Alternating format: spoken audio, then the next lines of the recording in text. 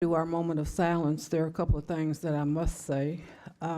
Since our last meeting, we have experienced some national issues that have impacted students in schools, and we send our condolences because of that.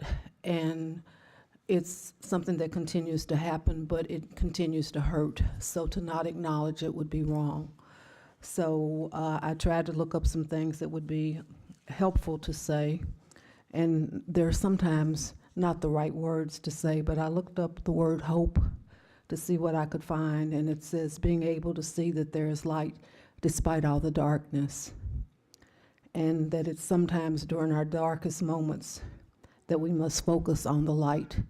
And we have a lot of students and families that need us to help them focus on the light. And the JCPS family has indeed lost one of our shining lights in the passing of our former board member, Joe Hardesty. So before we do the moment of silence, I want to talk a little bit about Mr. Hardesty, who was on this board for 22 years, and to acknowledge the work that he had to the school district. He was an amazing board member. He was an amazing man. He was a lifelong resident of southwestern Jefferson County, first elected to the school board in 1990 and served through 2012. When he left, he said it was just time. It was time to go at that time. He was chairman from the board 1997 to 1999 and from 2004 to 2008. Today we had an opportunity to speak with his son, and his son had some things to say that I would like to say just to repeat so everyone knows, but he was an outstanding board member. Board member Duncan and I had the opportunity to serve with Mr. Hardesty, and we are a better board because of him. In 2008, Mr. Hardesty was named the Outstanding School Board Member of the Year by the Kentucky School Boards Association. He had 3 children that went to this school district, and he was all about education. He was all about professionalism, and I read one of the tweets today that said, when he talked, we listened, and that's a fact. When he talked, we listened. So some of the comments from his son: he always cared very deeply about his own children and family, but he also loved the community and wanted the best for the young people who live here. During his time on the board, he wanted to do all he could to ensure that every child had access to a good education. That's where his motivation came from. His dad said his father would lead with a steady hand. He wasn't always the loudest in the room, but he had a quiet confidence that garnered the respect of his colleagues. He was a friend and a neighbor to many folks across the city. His son, is very proud of all that he did. He could not have asked for a better dad. The Hardesty family would like to thank everyone who has reached out to them in this difficult time. There is very little that can lessen the pain and hurt that comes with this huge loss, but the outpouring of support has truly been incredible. We know that my dad was a great guy, and we loved and respected him. To hear how much he was loved, respected, and appreciated by others, it means the world to the Hardesty family. They did want us to let you know that there would be visitation on Friday, March the 2nd, at the Owen Funeral Home on Dixie Highway. So I'm saying all of that before we do our moment of silence, so we can use that opportunity to reflect on our life and the many positive things that are in our life, but also to reflect on the fact that when we have people that are hurting, it's our responsibility to reach out and to embrace and to support them. So at this time, if we could have a moment of silence, please.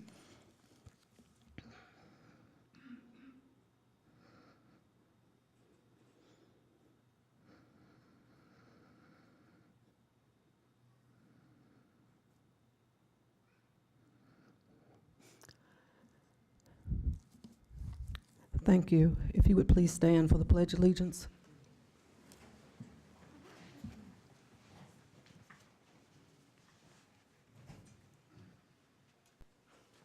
I pledge allegiance To the flag of the United States of America and to the republic for which it stands, one nation, under God, indivisible,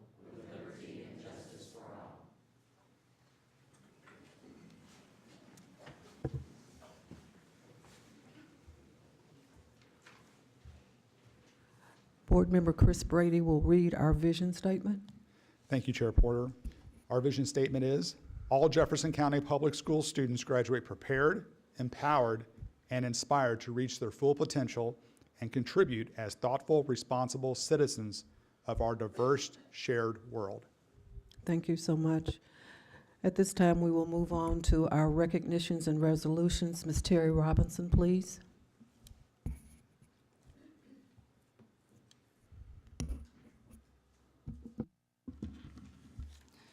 Dr. Polio Board Chair Diane Porter and members of the Jefferson County Board of Education, this evening we are proud to bestow recognition upon the Jefferson County Public School District, Dr. Martin Luther King Jr. Poetry Contest winners, and the State Visual Art Contest winner in commemoration of Black History Month.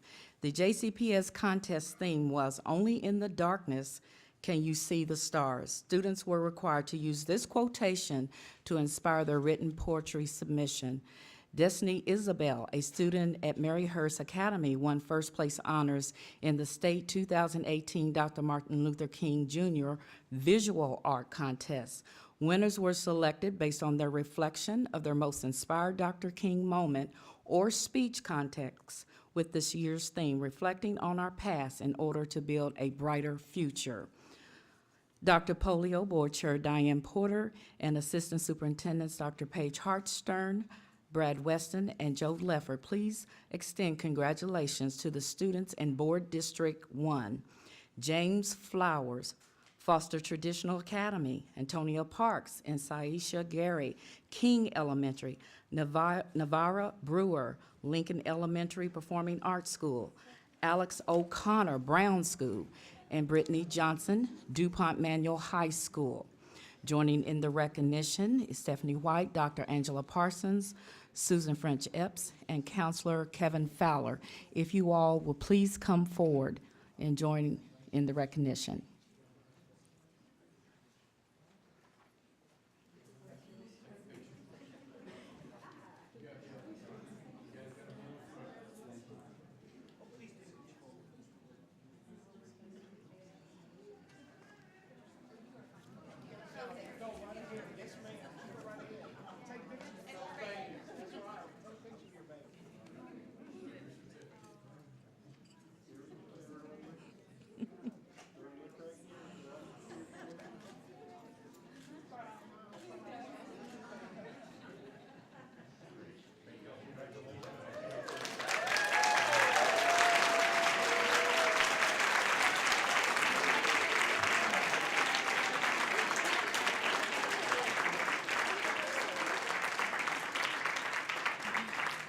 Dr. Polio, Board Member Dr. Chris Kolb, and Assistant Superintendent Michelle Dillard, please congratulate the student in Board District 2, Ellie Collins, Bloom Elementary School. Please come forward.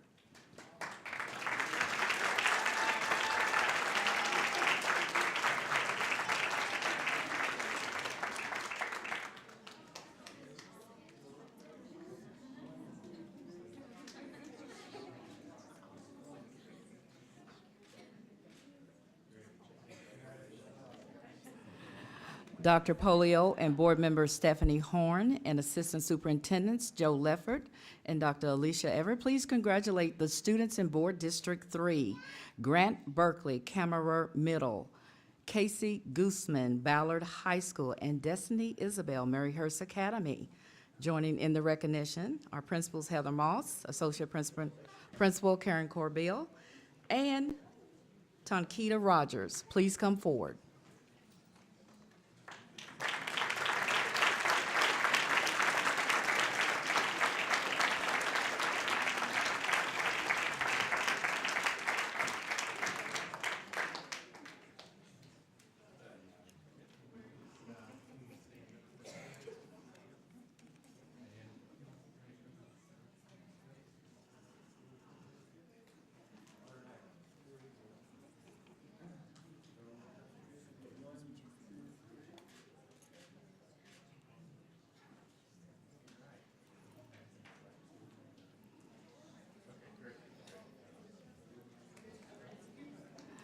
Dr. Polio Dr. Polio and Board Member Benjamin Gees and Assistant Superintendent Dr. Glenn Beatty, please come forward and extend congratulations to the student in Board District 4, Believe Shankia Farnsley Middle. If you'll please come forward.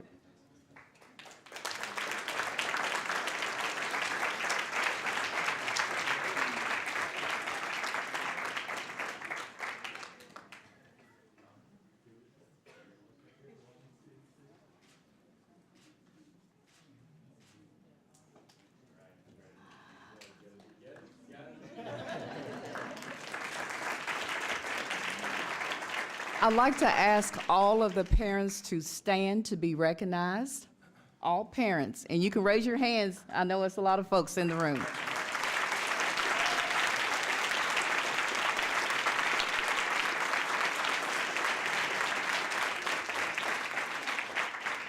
Next, the Jefferson County Board of Education is proud to honor our crisis responders who volunteered their time and expertise to provide crisis counseling to both students and staff at Marshall County High School. Our crisis team members, under the leadership of Dr. Alicia Averitt, are a vital part of our district, and they are seen as leaders in school-based crisis support throughout the state. Dr. Polio and Board Chair Diane Porter and Dr. Alicia Everett, please come forward to extend our sincere appreciation to Dr. Joe Bargione, Kelsey Gosnell, Martina Grader, Diane Herrick, Kristen Carriock, Penny Mills, Bethany Opel, Mary Tuhig, Marianne Tackett, Tracy Darnell, Michelle Searcy, Jason Cook, Stephanie Barclay, Rachel Day, Lindsay Bell, and Lisa Washington. If you'll please come forward. And if we can ask if all of you will please assemble in the middle for the photograph.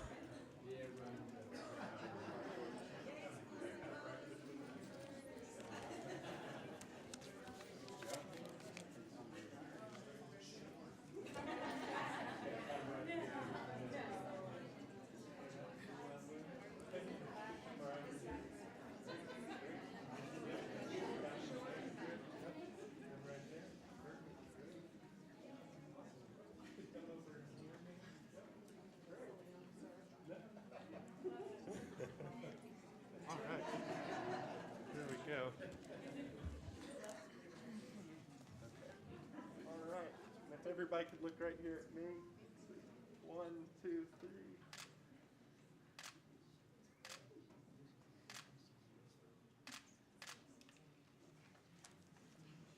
Okay, great. Thank you. Okay.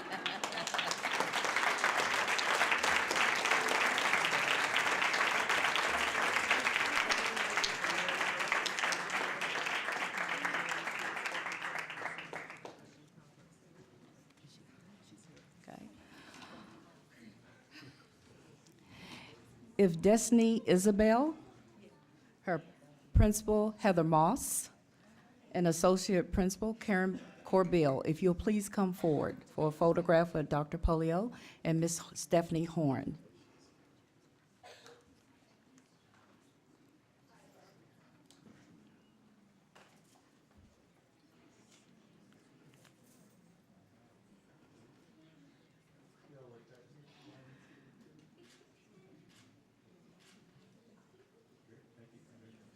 Thank you.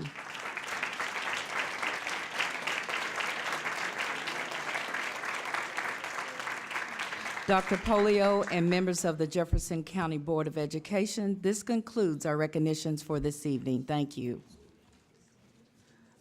Ms. Robinson, before you leave, I think we've just, I'm sorry? We forgot to call someone's name, so do you have a Christie on your list?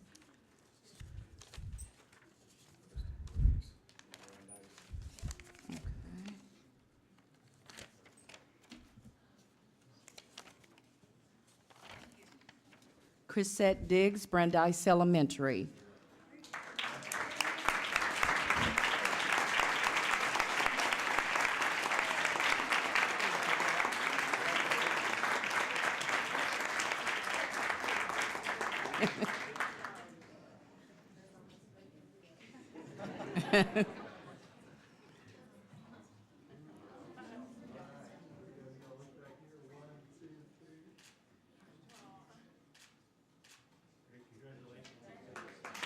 Thank you.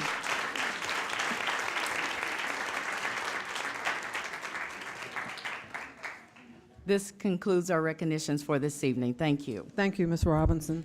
It's wonderful to have so many recognitions in the house tonight. Congratulations to everyone for being recognized and for your work that you've done, helping, doing art, whatever the case may be. Thank you and congratulations to you. At this time, is there a motion to receive the recognitions? Ms. Horn, seconded by Mr. Brady. All those in favor? Passes unanimously. Thank you very much. Now, what we normally do is we have a 3-minute break to allow those that really don't want to spend the rest of the evening with us, although I know you really might want to, but just because I can tell that some of you may not want to, we're going to take a break. So you have 3 minutes to exit the auditorium. Thank you, be safe, and thank you for being here tonight.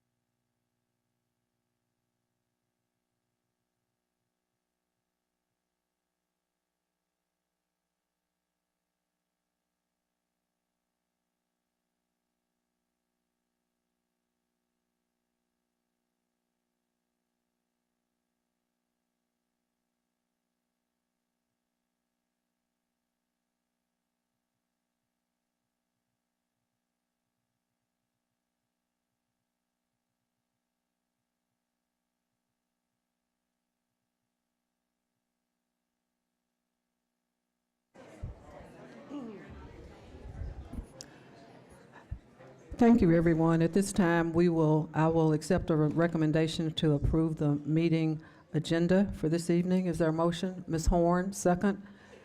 Dr. Kolb, all those in favor? Motion passes unanimously. Thank you very much. The next motion that I will receive, our recommendation, is to approve the minutes of the previous meeting, February the 11th and February 13th meetings. Is there a motion? Dr. Wilner? Is there a second? Ms. Duncan? All those in favor? Motion passes unanimously. Thank you very much. At this time, it's my pleasure to introduce our superintendent, Dr. Marty Polio, for the superintendent's report. Thank you, Chair Porter and board members. As I have in the past, I will be talking about our 3 focus areas for the year in our superintendent report, and begin by discussing how we are improving culture and climate. And so on a very positive note, we've begun a customer service campaign called Love My Job campaign. And so it has garnered a lot of excitement around the district, and we have had many nominations for employees who have focused on customer service with people that we consider our customers, which are the families of JCPS. So we have begun recognizing employees throughout the district who have been identified as going above and beyond to meet the needs of our students and families. We started with Patty and Sharon out here in the lobby, who do great work for us every single day. We recognized the Youth Service Center coordinator at Bowen yesterday, and we will continue to recognize those employees throughout our district through our Love My Job campaign. So we're excited to do this and recognize the people that are providing great customer service. With increasing student learning, it's important to note that we continue to feel the excitement grow around the district as we begin to build this backpack of skills. We are well underway working with our schools, teachers, principals, and community members to identify those success skills that we want in our backpack. We've been exploring various online platforms where every student will be able to collect evidence to support proficiency in each of these success skills and the academic skills necessary to be both college and career ready.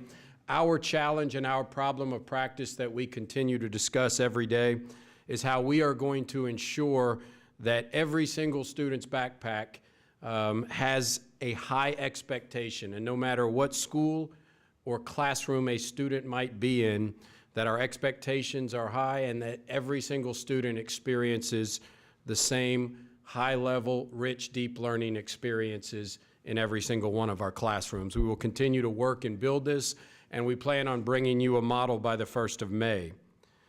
We're also at the end of our second MAP assessment window, and we are going to report some data, some growth data to you at our next meeting around literacy and numeracy. These skills are an essential part of the backpack that we will continue to monitor and bring to you. But I did want to bring you some MAP implementation, some overview, some 30,000 foot numbers, and then we will dig in more at our next meeting. But the winter assessment window is closing on February 28th, tomorrow.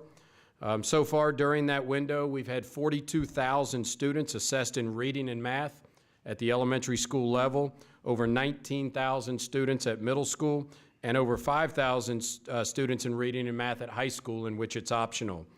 When the winter test window closes tomorrow, we'll have information on all K through 8 testable students in both the fall and winter windows. We will know whether students have met the expected growth in reading and math, and we will have information on specific strands to provide to teachers on what interventions are needed for students in reading and math. This will be powerful data. Each achievement area has been working with their principals on utilizing this MAP assessment data, combined with other formative assessment data to continuously refine personalized instruction for our students. Another interesting part, many schools' parent-teacher conferences over the next week are using MAP data to discuss growth with parents. And all K through 2 parents will receive MAP data in the mail in the upcoming month. The next MAP assessment window is April 9th, which will be the final one of the year. And we'll continue refining instruction based on this review of the data that we will bring you at our next meeting. We'll continue to work on this because both the success skills and the academic skills are going to be such an important part of our backpack. Finally, with increasing organizational coherence, which is going to be a central part of our meetings coming up over the next couple of months. We have 2 major areas that we're working on. One is around central office structure, and the other is going to be around facilities and facilities improvement. Within the next 2 months, we're going to be bringing recommendations to the board about central office restructuring, focusing on how we can better support schools and use central office to make sure we are working at efficiency and capacity to support schools. Along with our update of our strategic plan, Vision 2020, we'll be working on a facilities version of 2020. Over the next 2 to 3 board meetings, we're going to bring you recommendations around how we can improve our facility usage for 18-19 to accomplish goals that were set by a committee over a year ago. As you know, the first round of facility changes are on this agenda. with a desire to increase services to our students by consolidating some programs, increasing the amount of early childhood centers we have in this district, which we've noted is so critical, and also find a first-year home for Du Bois Academy. So that's on this agenda, and we have more to come in future meetings, but we hope to be done with facility changes for 18-19 before spring break. And then we will be laying out major facility changes for both 19-20 and 2021. Those will be coming to you in a plan in the near future also. So as I conclude this evening, I wanted to reiterate our district's commitment to student and staff safety in schools. With the recent tragedy in our nation, school safety is at the forefront, as we know, of the national debate. So we've, as I've said many times, and we sent home letters, we're working with our principals and our schools to consistently reinforce safety plans in every single school, make sure they're updated. The protocols and practices in schools are practiced at each school and drilled. We're analyzing and assessing ways in which we can increase safety and security, both at the individual school level and as a district. So that's important work for us as we move forward. But in concert with other leaders, education leaders around the state and the nation, I wanted to lend my voice to encouraging legislators to increasing funding for safety and security measures throughout our school. I think we can do that with significant funding, and also to increase funding for counselors and mental health counselors in every single school in JCPS and across this state. I think those are critical measures that we can do together as a district and a state and as a nation as we move forward. Thank you. Thank you, Dr. Polio. At this point, we will move on with our agenda for our speakers for the evening, and I do want to do a little reminder to our board to say that we will have an executive session as we get to that part in the agenda. At this time, we have 10 speakers to address the board. There are no speakers to address the board on any action, information, or consent items, but there are speakers to talk to us about non-agenda items. So before I start calling you up, there's a little speech that I have to read that talks about speakers that come before the board. In accordance with Board Policy 1.421, the board expects that persons who have signed up to address the board will limit their remarks to the subject that they have listed at the time they signed up, that their presentation will not include any defamatory or abusive remarks about that subject, and that they will present their remarks in a manner that is consistent with the orderly conduct of the meeting. Also, in accordance with board policy, the board reserves the right to limit, extend, or terminate discussion on any subject. Speakers before the entire board are not allowed to use props, displays, or any objects during their presentations. However, informational handouts may be given to our Assistant Secretary to the Board, Ms. Gilpin, for distribution prior to or following the meeting.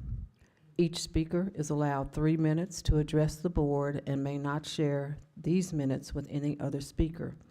At the end of 2.5 minutes, a bell will sound once. You will then have 30 seconds to finish your statement. At the end of 3 minutes, the tone will sound twice, indicating that your time is up. The superintendent will look into the speaker's issues and, if necessary, represent the board in following up on recommended action to the board. This board policy is concerning public participation in opening meetings is available for viewing on our website and at our sign-in sheet. Having said that, we have 10 speakers this evening, and our first speaker is Ms. White. Ms. White. Ms. White.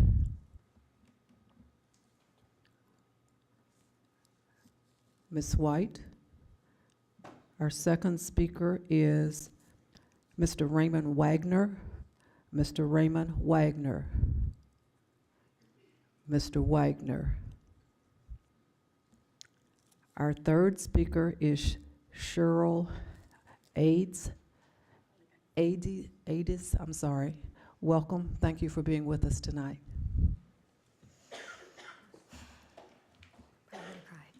Where are the Kevlar panels, the bulletproof glass, the security systems? We are the children, you are the adults. 17-year-old survivor of the Parkland shooting emphatically demanded answers. Scott Israel informed the American public, it's up to the superintendent. Dr. Polio and elected members of the board, where are our panic buttons? Where is our bulletproof glass, steel doors in classrooms, secure doors to the outside? Where are our state-of-the-art security systems like LobbyGuard that automatically check for warrants and criminal history when a visitor signs in? Our canines that daily sniff lockers for guns and knives. I'm a member of Citizens for Safer Schools, spearheaded by Bob Bornstein and Shannon Fowler, 2 lawyers in town who tirelessly addressed Dr. Razor with many options for security based on the state-of-the-art security of Taft in Cincinnati.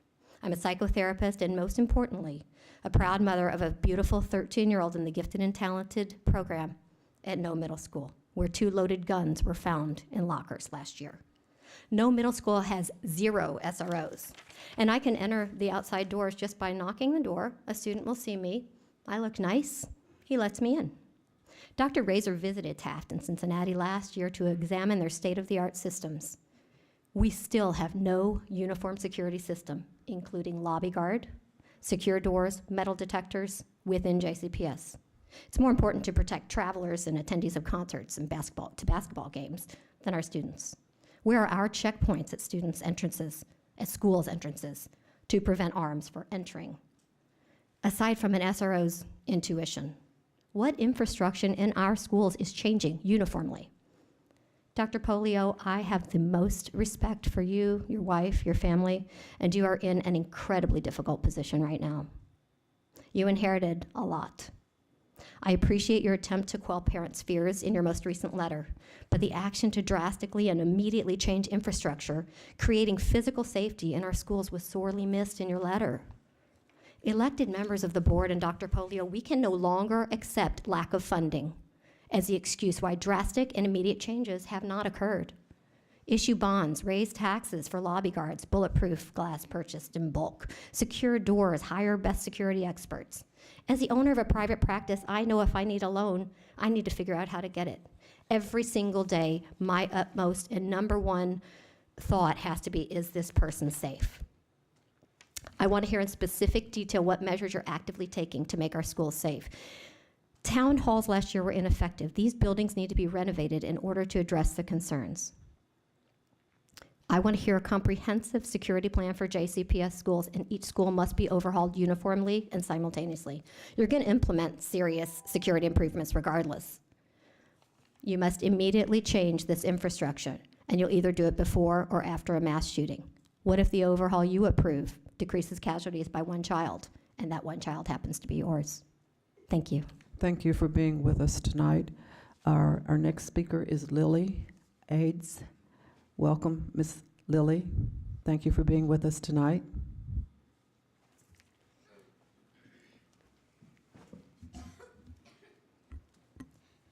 As a 7th grader who attends no middle school, I think it's ridiculous how easily you can get into these schools. At No, all you have to do is buzz the buzzer and an office staff looks at their phone and lets you in. I think we need metal detectors in the office and more technologically advanced detector. A more technologically advanced security system. We have no SROs around, no bulletproof glass, and we need a better security at our doors. It's sad we have to be scared for our lives in our school. Last week we had a discussion in 2 of our classes. We discussed how we would feel safer and solutions we could use. Lots of people said they wanted more state-of-the-art security systems. It would feel safer, and it wouldn't feel like a prison, because at least in prison, you stay locked up. My friend said every time the fire alarm gets pulled, I panic. We all want to feel safer in our schools and need you to find the money. I was telling my mom we could do fundraisers at our schools. Now that I'm thinking about it, it's ridiculous I have to think about that. That's your job. It's not mine. My job is to learn, not to spend my life.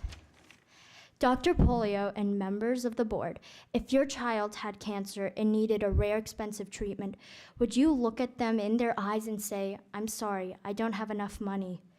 You're going to have to die"? No, you wouldn't. You would find the money for it. Similarly, if your child were in a mass shooting and got injured or died, how would you feel? You being a board member, knowing you could have prevented it if you would have stopped making excuses for why you couldn't get the money to make their school safe enough. I want to be a 13-year-old and not have to reconfigure my school to keep me and my friends safe. I need you to do this. Students and teachers want answers, and we want to see immediate change. Thank you for your time. Thank you for being here tonight. Our next speaker is Ms. Faye Hauk. Ms. Hauk, welcome. Thank you for being here.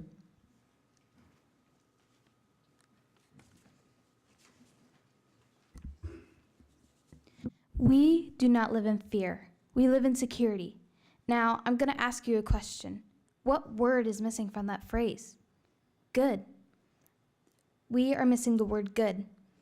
We might live in security, but is it good security? That's what I'm here to talk about. Hi, I'm Faye. I'm 11 years old and I'm from Highland Middle School. Like I said before, we live in security, but is it good security? If the shootings have taught me anything, it's that we need better security. One of my ideas is to make our schools safe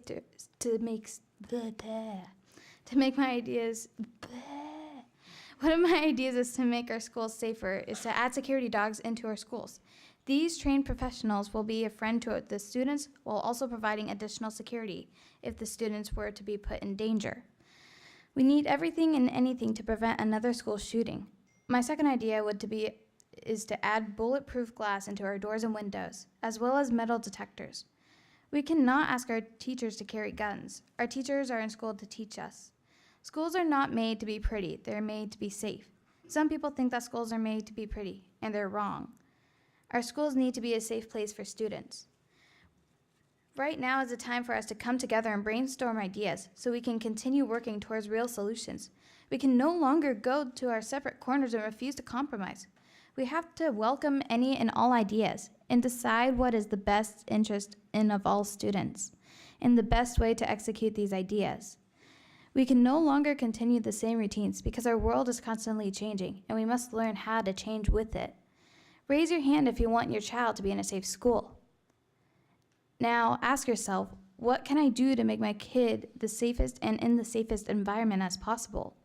Can you see your child in a school they're in right now? And do you have any ideas for making it safer? We don't live in fear, we live in security. But we need to make that phrase into, we don't live in fear, we live in good security. Thank you. Thank you for being here this evening. Our next speaker is Lucy Champelli. Lucy, welcome. Thank you for being here tonight.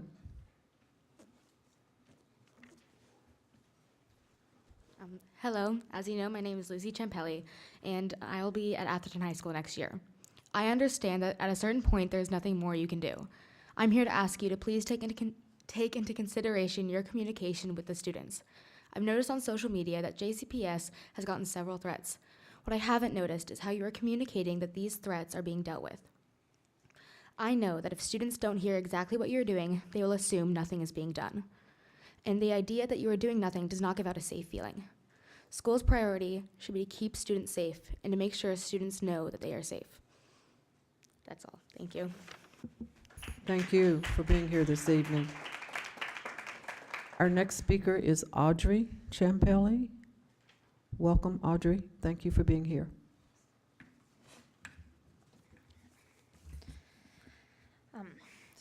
I'm a junior at DuPont Manual High School, and I'm not necessarily interested in sitting here and criticizing you guys for not protecting me as a student. I believe that at a certain point, people need to stop pretending that school districts can solve a problem that needs to be addressed at a higher level of government.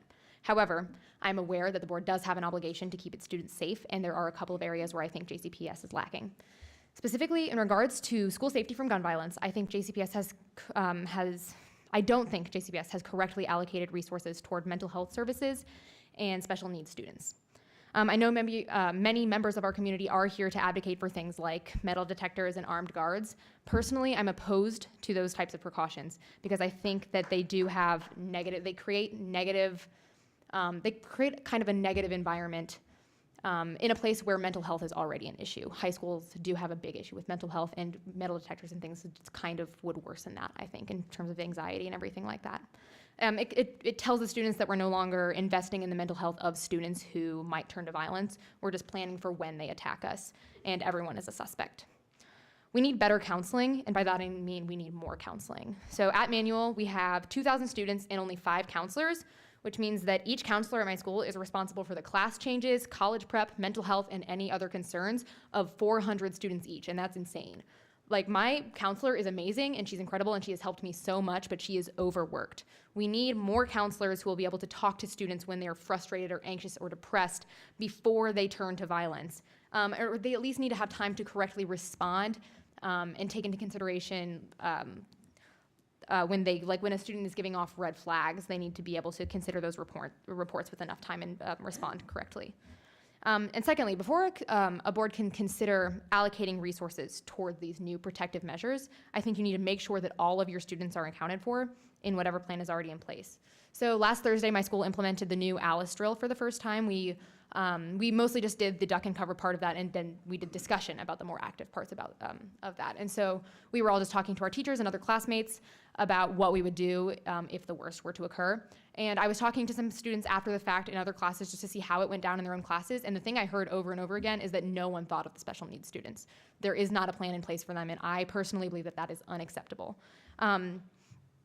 So teachers will tell us that in the event of an active shooter, we need to get out of the building as fast as possible and then get as far away from the building as possible. So there are only 2 elevators at Manual, and they're both in the same wing of the building. And so for physically disabled kids to all get out of the school safely seems improbable and difficult. And I think that there needs to be a better plan in place for that. And then if they do get out of the building, are developmentally delayed students expected to just kind of scatter throughout downtown Louisville without a guide? I just think that there aren't good answers for those questions yet. And before we start allocating resources to these other ideas like metal detectors and armed guards that might only delay an attack for a few minutes. And so before we consider those, we need to have a better plan in place for mental health and for special needs students, because we already have a drill and the physically disabled students do not have a good drill. And that should be the first priority. Thank you. Thank you. Our next speaker is Ms. Pat Allison. Ms. Allison, welcome, and thank you for being here tonight.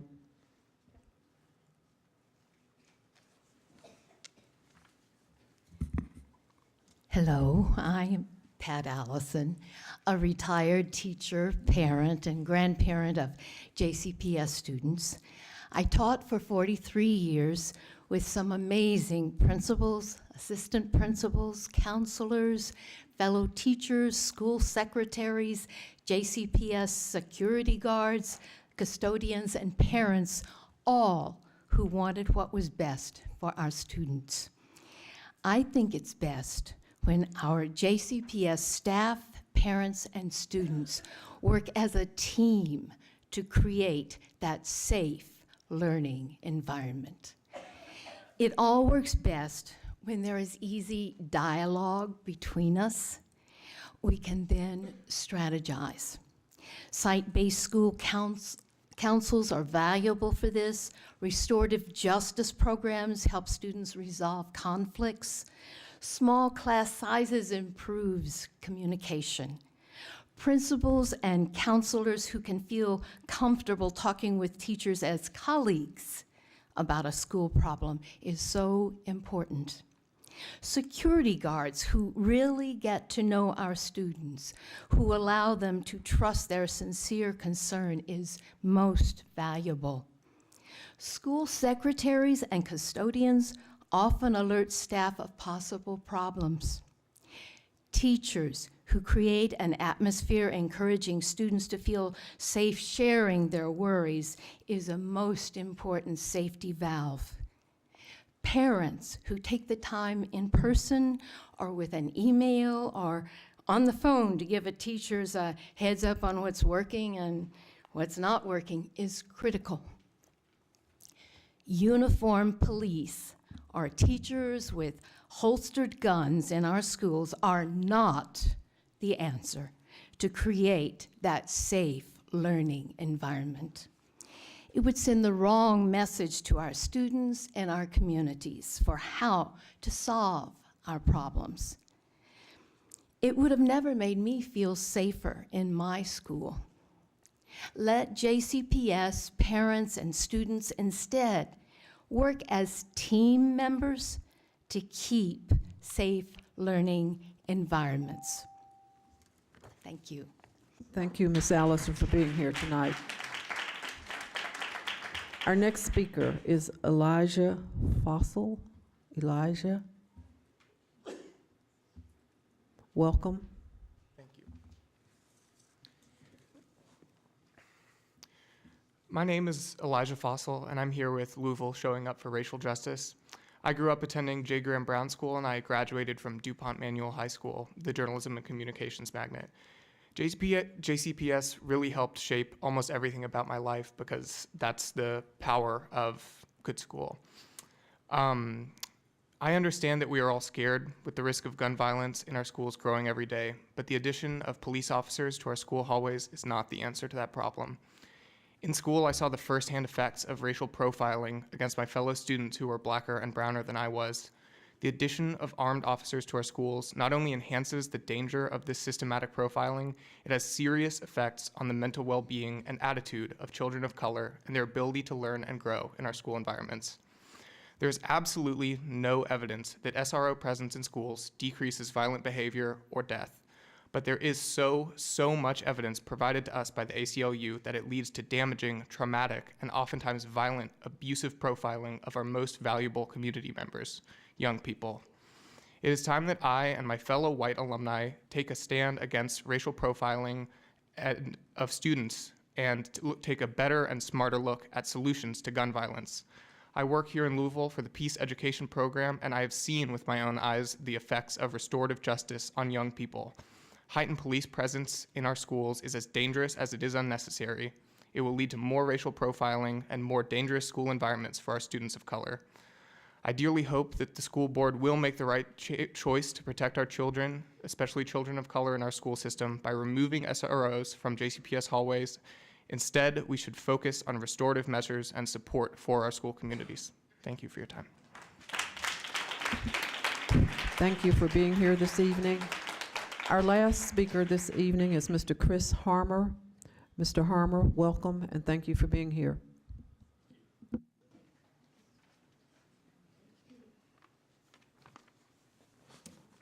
Good evening. My name is Chris Harmer. I'm co-chair of the Alliance to Reclaim Our Schools, a new coalition of groups working in education advocacy for public education. I'm going to be speaking on school resource officers as well. We all want schools to be a safe place for every student and every staff member. We all want the school climate to foster a sense of belonging for all students. Unfortunately, for many of our students of color and students living in poverty, using SROs to attempt to create that safe place may actually decrease their sense of belonging and safety. A key goal of the federal programs funding SROs is to improve relations between police and youth. That in itself attests to the fact that there is a lack of trust of police in minority and low-income populations. The ACLU Bullies in Blue report in 2017 found that for many young people, school, which is really their first opportunity as citizens to have experience of the power of government, it has increasingly come to resemble the criminal justice system. Data from JCPS reinforces this experience-based distrust. SROs and JCPS participated in resolving behavior incidents involving black students at a rate 3.8 times greater than that with white students. That disparity resulted in arrest rates for black students 4.9 times higher than for white students. This is from 16-17 KDE data. There are good reasons to rely on properly trained teachers, administrators, and school mental health personnel. By contract board policy, and it's 09-22-12, and law, JCPS has no real control over SROs who work for our city and county government police departments. Once an officer makes a determination that law enforcement action is necessary, JCPS staff cannot stop or after the fact discipline an SRO who improperly handles a student. They cannot stop an SRO from arresting a student or calling in additional officers who probably have very little training, if any, in school environments in the course of law enforcement. This problem of accountability becomes particularly acute when the student's behavior may be a manifestation of a disability addressed in an individual education plan. Now, there are times when law enforcement presence may be useful. In JCPS, for example, there are 1,142 incidents in school year 16-17 of assault in the first degree, of weapons possession and possession or use of drugs and alcohol. Even in these cases, though, SROs were only involved in resolution in 385 of those incidents. That means 2/3 of those incidents were also handled by teachers, administrators, school counselors, and mental health professionals. We need to treat violence as a public health issue. Our entire community needs to be approaching it through that lens. Children need to experience safe neighborhoods first in order to help them avoid developing fight or flight behaviors that appear in school. Restorative practices in our schools and communities is an example of an important investment in this direction. JCPS must increase its investments immediately in creating that school climate of belonging, and we must provide the budgets that allow us to move and train our staff and then phase out SROs. Thank you very much. Thank you, Mr. Harmer, for being here this evening.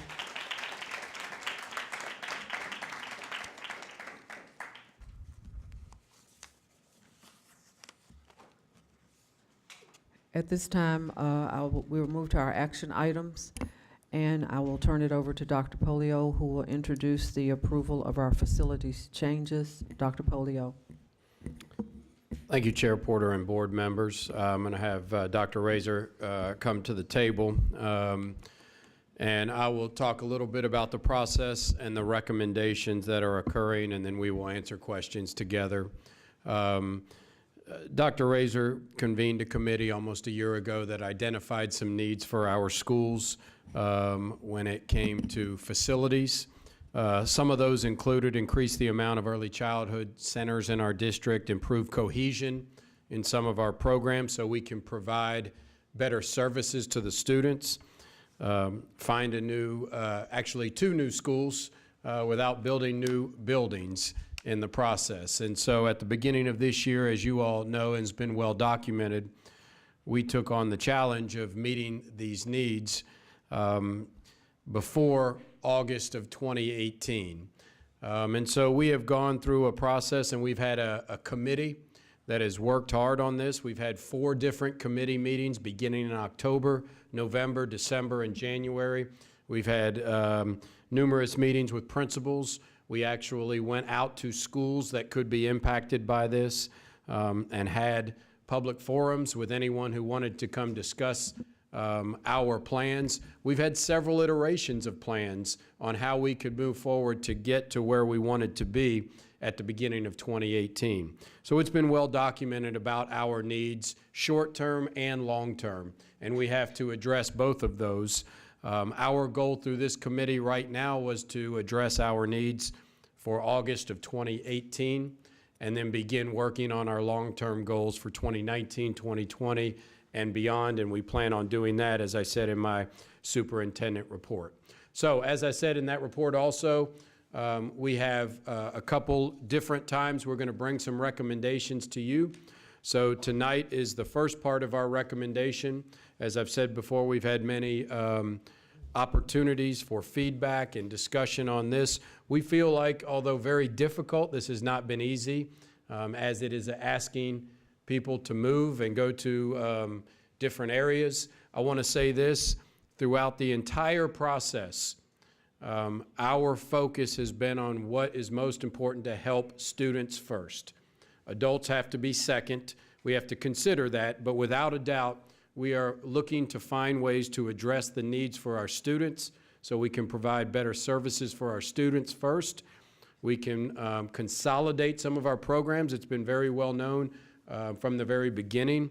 We've been looking for a facility for our ESL newcomer, all to be in one spot. We will bring that to you in the near future also. But this is the first round of what will be a couple rounds that we will bring to you on facility changes. So our first one that we will be bringing to you is 3 different proposals that we are bringing to you tonight. And first would be to consolidate both of our TAP programs, would actually be to close both of our TAP programs and consolidate and reopen at the Fairdale location. After visiting both schools, having a community forum at our school, we firmly believe we can combine both schools and even come close to doubling the number of students in that program, provide better services, better counseling, better career and CTE programs for these students, which we have in mind, and we will do this throughout. And so we sincerely believe that we can provide significant improvement on our services for our students at the new TAP school that will be located at the Fairdale location, which was South Park TAP. The second proposal we will have will be that our current Westport TAP location becomes an early childhood center. It's been well documented about our need for increased early childhood centers and not having them as necessarily just a classroom in elementary schools, but doing as much as possible to have early childhood centers where we have trained adults focusing on pre-kindergarten and early childhood with the services that are needed there so we can provide better services to Head Start and early childhood. We believe this is the first step in getting this done. Finally, we have been working hard on our Du Bois Academy and where it will be housed for 18-19, and we continue to work for 19-20 and beyond, which we will bring you a plan in the near future of where that will be. But the W.E.B. Du Bois Academy, the proposal will be located, that it will be housed at Gaines Academy for 2018-19, as it will be only a 6th grade academy next year with 150 students. And then 19-20 and beyond, moving to a permanent location where we will have 19-20 6th and 7th grade, and then the following year 6th, 7th, and 8th grade, where the goal will be around 450 students.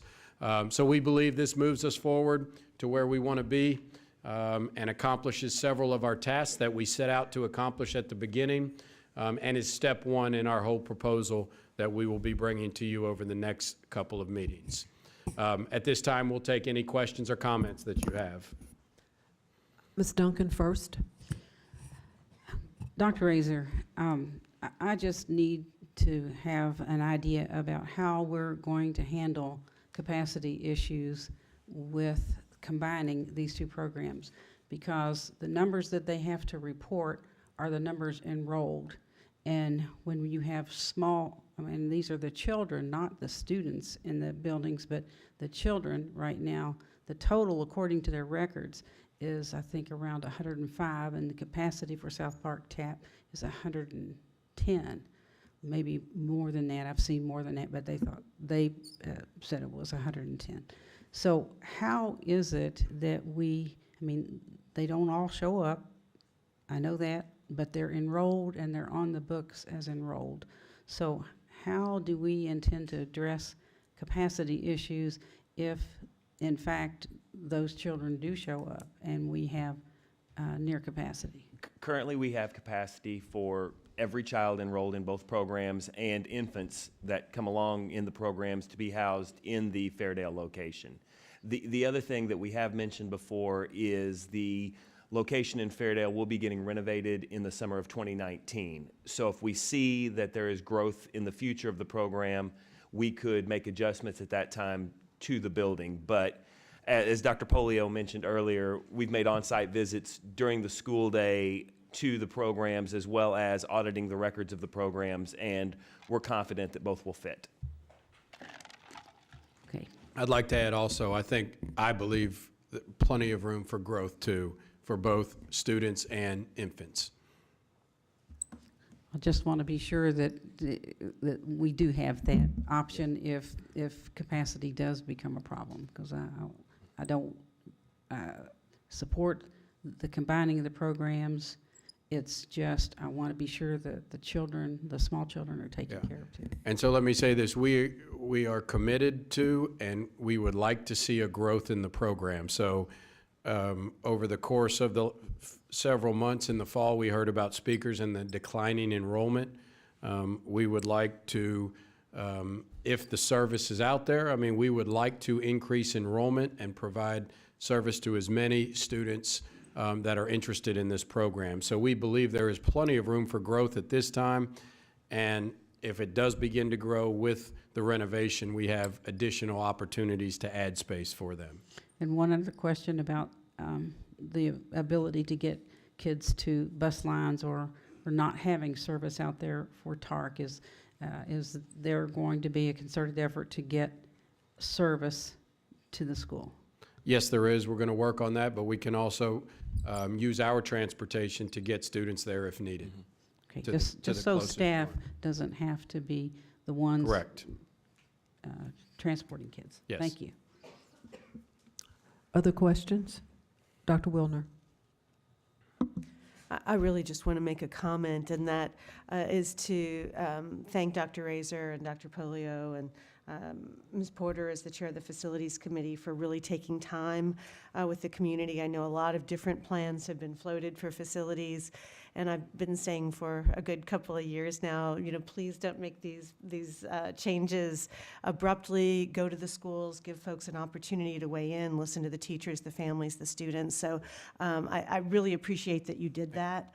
And so I know, again, different plans have been floated, but it seems like there's been a good opportunity for this to be really vetted. So I feel very comfortable with where we are this evening. Thank you. A second, and I might have said it in the superintendent report, we appreciate that. And that's not always the easiest, but we thought it was important to go stand in front of each of these communities and talk and get feedback, which we did. But we also want to be done, and I say done, we want to have complete by spring break at the absolute latest all of the changes that we will make so that everyone knows well before the end of school where the changes might be and can adjust accordingly. And so the last thing we want to do is last minute approach to this. So that's been an important part of us that this plan for us too. Other comments or questions? Ms. Horn? I also wanted to thank you for your diligence in reaching out to the students, the schools, you know, going there and talking to the teachers and everybody else. My district is affected with Westport TAP, and there are a lot of people in my district who, you know, really love Westport TAP, and so is there a kind of like a transition plan in place for the people that are actively kind of engaged in the school from District 3 to let them know what's going on and how they can get involved in the new facility in Fairdale? Yes, I mean, I think we have some volunteers from the community and some local churches that volunteer at Westport TAP. So we know that that is a much longer distance if they're located close to the school. So we will work to tie them into other volunteer opportunities or make sure that they're tied into the new location also and have a choice of the two. And then on the flip side, the excitement about the Early Childhood Center in the location to serve the children in Head Start and early childhood is exciting. So I wanted to just figure out, I know this says that the changes would start in 1819. So when will we be getting more information about those changes for that facility and what other facilities, if it's like a domino kind of thing, if facilities are moving, when do you think that information would be coming back so we'd have that? Go ahead. Well, what we're doing right now is there are a number of rooms in the Westport TAP location that need no modification to be early childhood classrooms. We have a renovation also next summer for that location. So the prudent thing to do is if there are rooms that are not completely compatible, that we set on those for a year and use the capital funding we have available instead of using money that then can't be spent another way. However, we see a significant number of rooms that we have in buildings in the East End right now moving into that center. I believe off the top of my head there's over 20 classrooms in that building. and any one location in the East End at most has 7, I think. So probably what we will see is some of the schools that we have with 1 and 2 classrooms in a school will start transitioning there. A lot of times, though, it really depends on who's enrolling for the next year, the individual kids, because many times that's how we choose the programs that we're moving to. But not long after spring break, I would say, because there are some other factors that we haven't completely determined yet. And once those are determined, we'll be able to say for sure these are the programs that, or the early childhood programs that are leaving elementary schools or leaving certain locations and moving into those buildings. Okay, thank you. Dr. Wilner? I do have one more question. Could you elaborate on a little bit on the decision to close both schools and reopen versus just simply merging the schools? So one of them will be name. I mean, we want to keep the name Georgia Chaffee that is attached. So that will be something we will bring. Currently, we have not. We will also have to bring back an MOU on staffing that we will be working with JCTA on, which will come back at another meeting. So simply put, that was the decision there. Board Member Geese? I know it's been said a few times, but I think it's nice to highlight the magnificent job that leadership has done in making this as seamless of a transition as possible. When we're talking about consolidating 2 schools into 1, and we have not a single person show up to the board meeting when the vote will be taken, voicing their concern, that means that we've done something right. That means that we were thinking ahead. That means that we were planning ahead. And that means that we were adequately servicing those who, by oath and by our profession, we are called to service before they felt the need to bring it to our board meeting.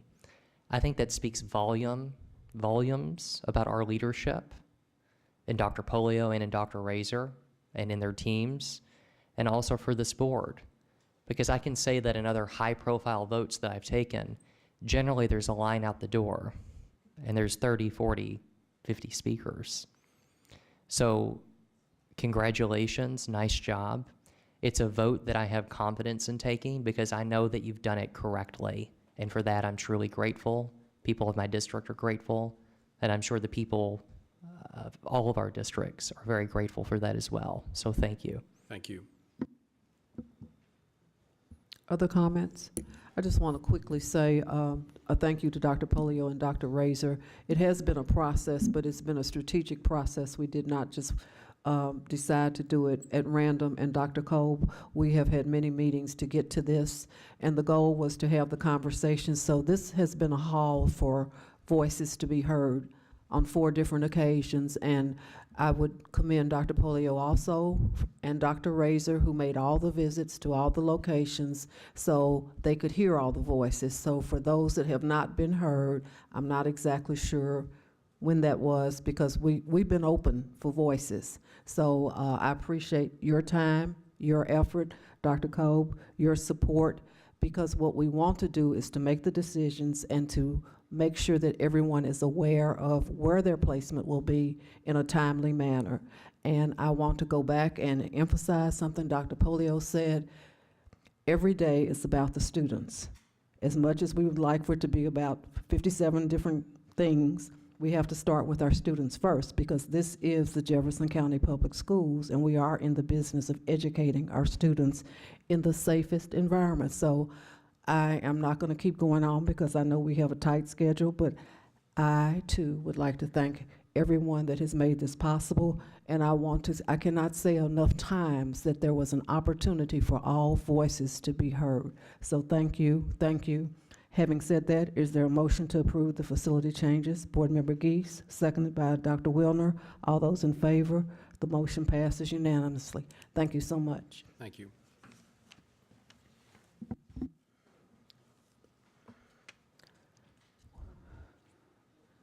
There are no information items, so we will move on to the consent calendar. On the consent calendar, are there any items that need to be pulled down on the consent calendar? Anything that needs to be pulled down on the consent calendar? Hearing nothing, is there a motion to receive the consent calendar? Board Member Geese, second by Ms. Horn. All those in favor? Motion passes unanimously. Thank you so much.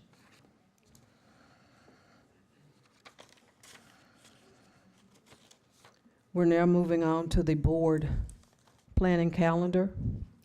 Is there a motion to receive the planning calendar? And I will say that thank you, Angie and Dr. Polio, for making some changes this afternoon and getting that information to us so we had an opportunity to see it.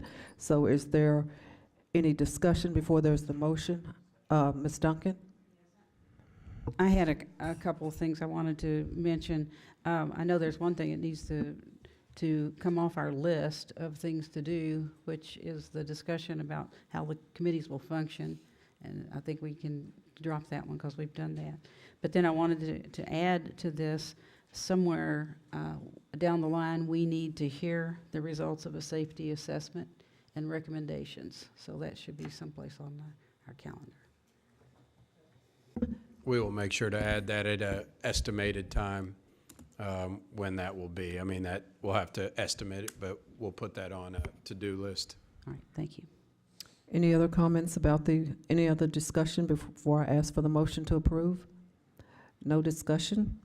I'm sorry, all righty. Is there a motion to receive the planning calendar? Board Member Geese, seconded by Board Member Horn. All those in favor?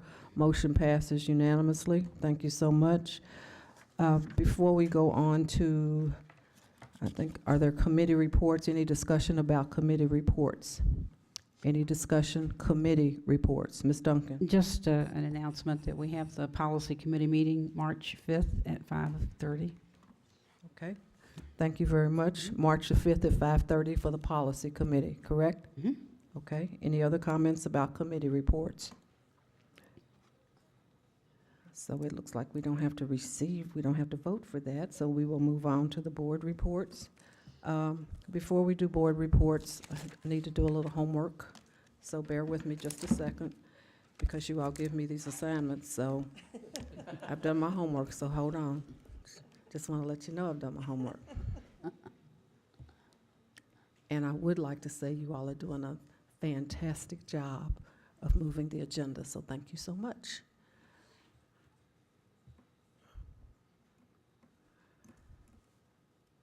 Maybe this is going to work, and maybe. Okay, I wanted to go over board reports, what that's supposed to look like. Because sometimes we talk about a lot of things, so I looked it up because you all give me homework assignments. So it says the board report, each meeting shall contain an opportunity for board members to report on noteworthy events pertaining to the work of schools and the district. Reports are expected to be brief, and other opportunities for sharing information with fellow board members and the public will be made available to board members for more extensive communications.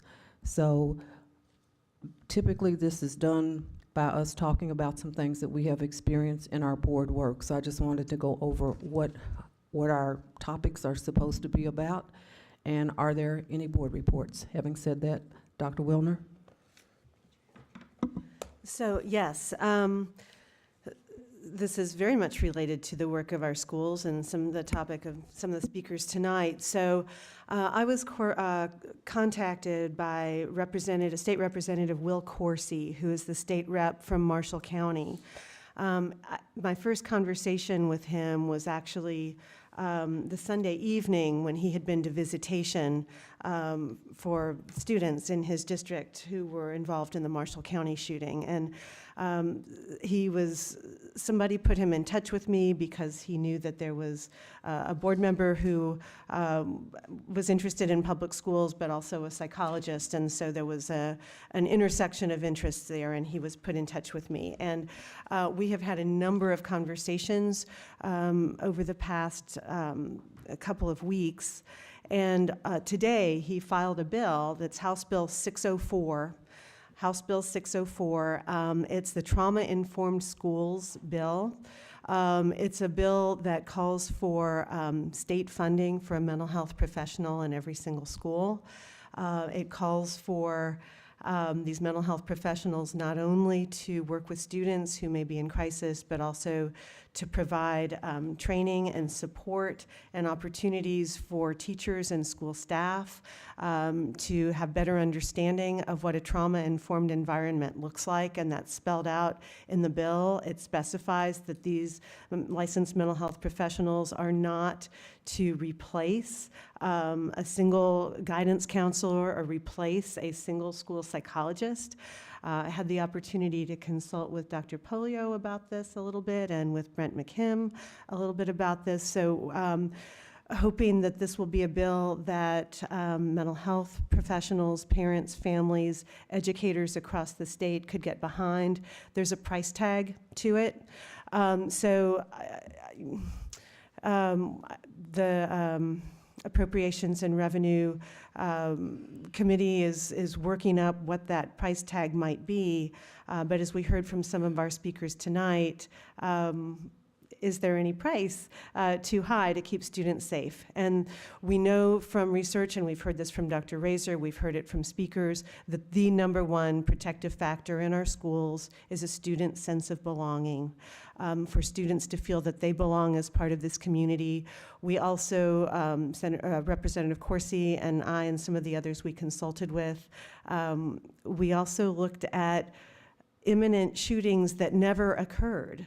And what were the protective factors that kept those shootings from occurring? And it was almost in every case, it was a good safety plan, a good protocol, a high sense of belonging, and where the code of silence is broken. So if somebody sees something, they feel safe to say something in that building. So I really hope that folks will get behind House Bill 604.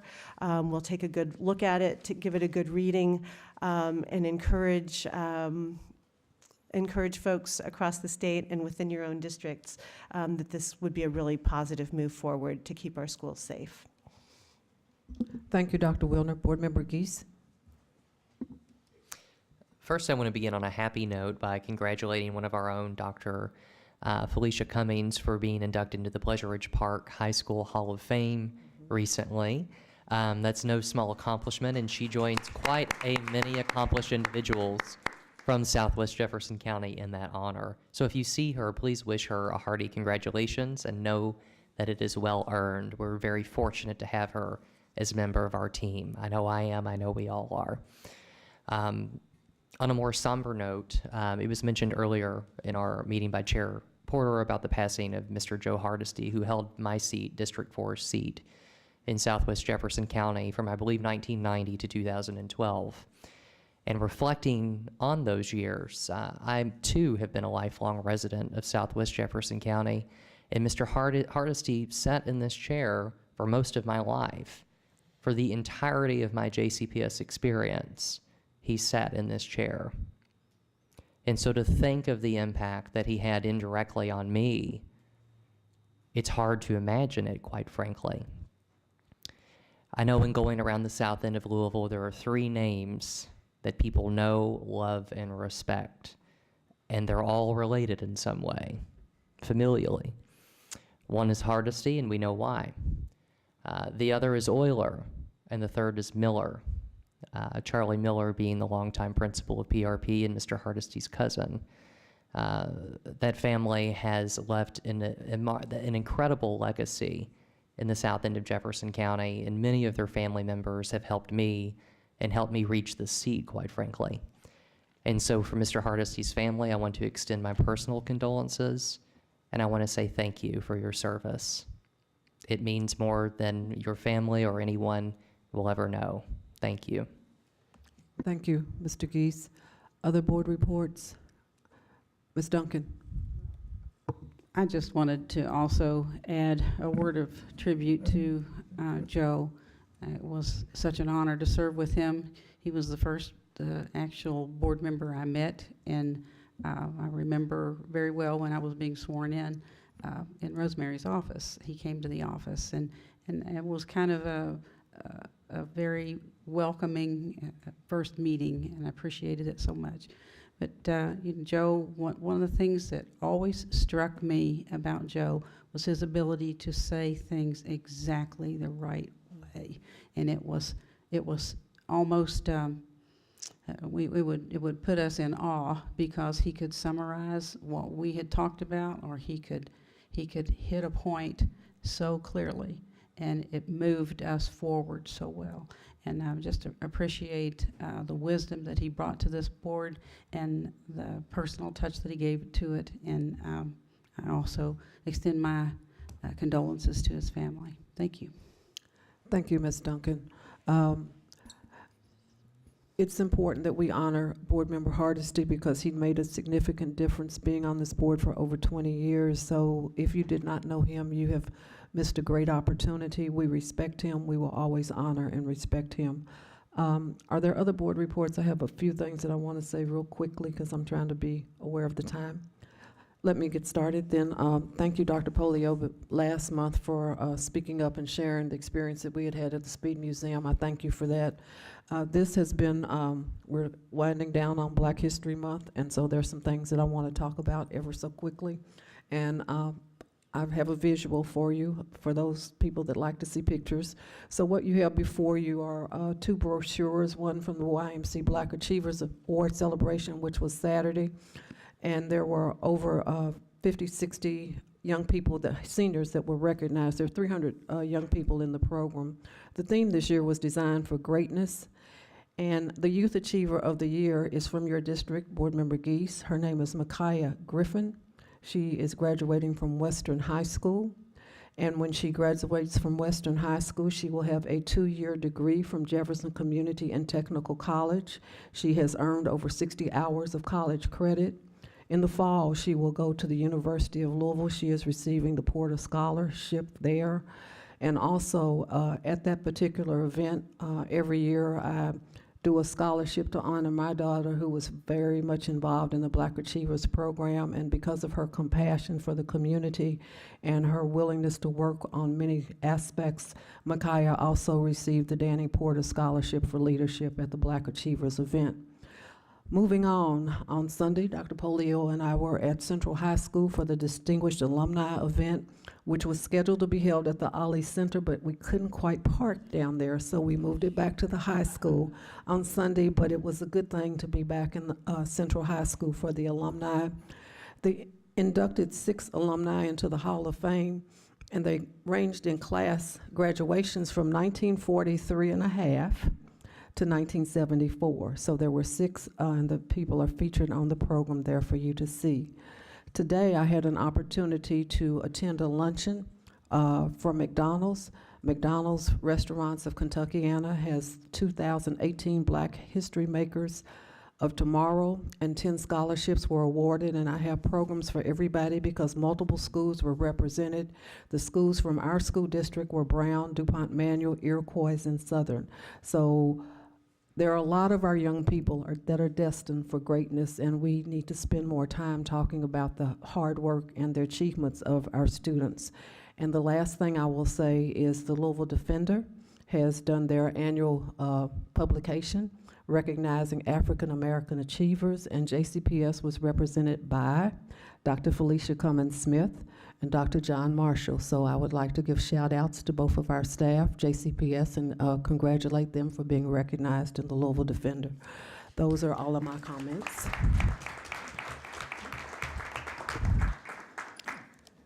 So moving on from board reports, we will now go into, there is a need for an executive session, which I mentioned at the beginning of our meeting.